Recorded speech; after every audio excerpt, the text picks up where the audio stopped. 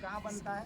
तो स्टोमाटा के रंध्रों में, स्टोमाटा के रंध्रों में बनता है, तब जाके यह फोटोसिंथेसिस की क्रिया होती है। फोटोसिंथेसिस की क्रिया में सूरज का क्या होता है?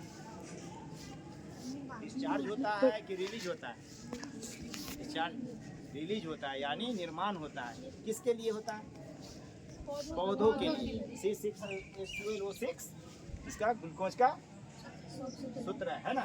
तो वो किसके पास है, तो किसके उपस्थिति में यह भोजन बनाता है? यह पत्तियां जो हरी है, यह क्यों हरी है? किसके उपस्थिति में बनाता है? प्रकाश संश्लेषण। तो प्रकाश संश्लेषण का क्या मतलब हुआ? संश्लेषित करना, यानी अवशोषित करना। तो ये क्या कर रहा है? ये जिधर जाएगा ये सूरज की ओर ये प्रकीर्णन करता है, ठीक है ना। ये आकर्षण करके यहीं पर ये खींचता है। खींचने के बाद ये डोर्सल व्यू में इसका जाकर नीचे भोजन का निर्माण होता है।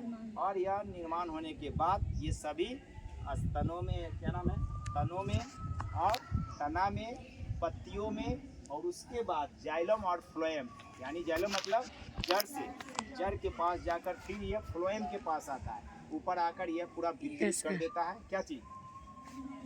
खाना, भोजन। Very good. भोजन को वितरित कर देता है, और वितरित करने के बाद यह ऑक्सीजन रिलीज और कार्बन डाइऑक्साइड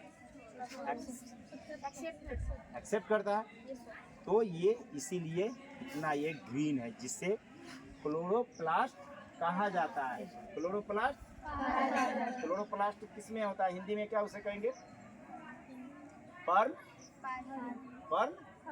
हरित। क्लियर है? ये बॉटनी से रिलेटेड, किस विषय से रिलेटेड है? बॉटनी। बॉटनी मतलब क्या होता है? बॉटनी मतलब क्या होता है? पेड़ पौधे, वनस्पति। तो ये वनस्पति से रिलेटेड है, ठीक है। अभी हमारे जमीन पर भी ये हमारे घास हरे हैं, क्यों है? क्योंकि हरित लवक है, और ये भी फोटोसिंथेसिस की क्रिया कर रही है। ये जो बारिश होती है किसके लिए? हम लोग के लिए नहीं, पेड़ पौधों के लिए होती है, ताकि पेड़ पौधा हरा भरा रहे। क्या गर्मी में इस तरह का हरा भरा रहेगा? नहीं रहेगा।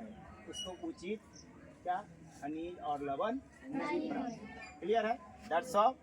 बहुत अच्छा। 9th क्लास की तो सब हो। अब आज हम आपको प्रैक्टिकल रूम में ले चलेंगे, इसी पर विशेष जानकारी है, ठीक है।